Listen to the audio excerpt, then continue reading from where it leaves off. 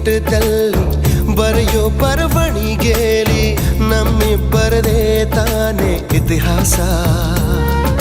ಪ್ರೀತಿ ಎಂದರೆ ಹೀಗೇನೆ, ಕಾಲ ಎನ್ನುವ ಕಾಲನೇ ಬಿಟ್ಟು ಬಾಳುವುದು ಗೊತ್ತೇನೆ, ಲೋಕ ಎನ್ನುವ ಲೋಕನೇ.